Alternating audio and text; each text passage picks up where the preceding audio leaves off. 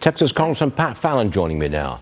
Congressman, California's Governor Gavin Newsom, he's asked for nearly $40 billion for Los Angeles wildfire relief. Will you approve $40 billion, no strings?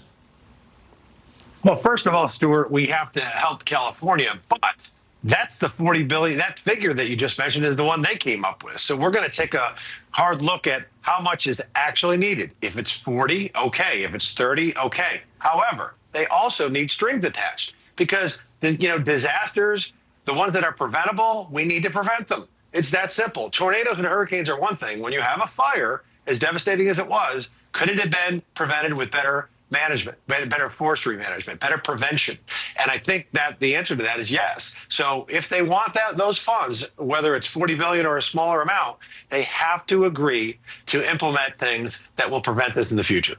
Next one, Congressman. The president of France, Emmanuel Macron, he's meeting with President Trump at the White House. They're discussing proposals to end the war in Ukraine. Listen to what Trump had to say about a deal with Ukraine. Roll it. We don't get our money back. We get nothing. So we're getting our money back. We're going to get our money back because it's not fair. It's just not fair.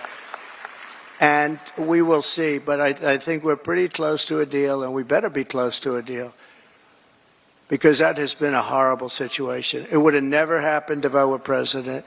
I'd just like to say that the meeting at Emmanuel Macron, that takes place later on today.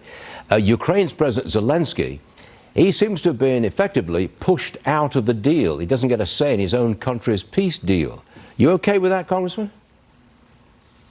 Well, Stuart, these are preliminary talks, and certainly it's okay for the United States to consult with their major allies, the ones that are in theater as well, being France and Britain, to see where they sit, because we have either spent or committed $175 billion to Ukraine, and the EU collectively is about a little north of $150 billion.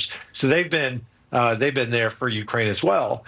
And we need this, as the president said, to stop. I think Kamala Harris's and Joe Biden's plan was just a continued war of attrition, which doesn't serve anybody's interests at all. So I love the fact that the president is taking bold action. And, a deal's going to have to, for Ukraine, is going to have to give them some security guarantees moving on because they don't want a 2 or 3 year ceasefire where Putin just comes back in and tries again. That has to be prevented. But at the same time, we've got to stop sending our, $30 and $40 billion a year. Actually, right now it's about $40 billion a year in perpetuity. This has to end. How do you feel about President Trump wanting to get something out of the deal? Like, for example, half of Ukraine's profits from mining and infrastructure. I mean, Trump's taking money back, isn't he? You approve of that? Well, President Trump also says some very bold and eye-popping statements a lot of the time to get people's attention, and then that's where he starts his negotiation. So what a lot of Americans don't realize, Stuart, is Ukraine has the 4th most natural resources of any nation state in the world. So they have tremendous potential. That's the key, potential wealth. But they need peace and stability to harness that wealth. And, we're into it for $175 billion. If we get some kind of mineral rights over the course of the next few decades, that's not only going to help the United States, that's going to help Ukraine dramatically moving forward. Defense Secretary Pete Hegseth sticking to his guns after his department fired 6 top officials, including the Joint Chiefs of Staff. Listen to this. Nothing about this is unprecedented.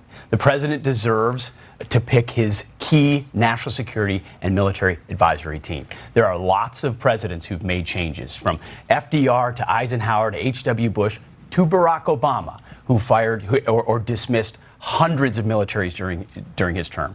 There were 6 3- and 4-star generals that were moved into different positions or retired on Friday night, of 160 3- and 4-star generals. Congressman, you're on the Armed Services Committee. Are you backing this plan, this sweeping change? 100%. And Secretary Hegseth couldn't say it better. I mean, there are, 160 3- and 4-star generals. I know there's about 800 total flag officers. That's 800, roughly, admirals and generals. And 6 got dismissed. So it's not exactly the night of the long knives. I mean, the president needs to do and needs to work with the folks that will implement his agenda with enthusiasm.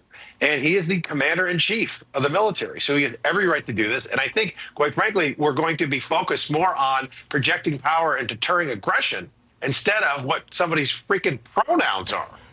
Yeah, point taken, sir. Point taken. Congressman Pat Fallon, thanks for joining us. Appreciate it always. Thank you, sir. Thanks, George.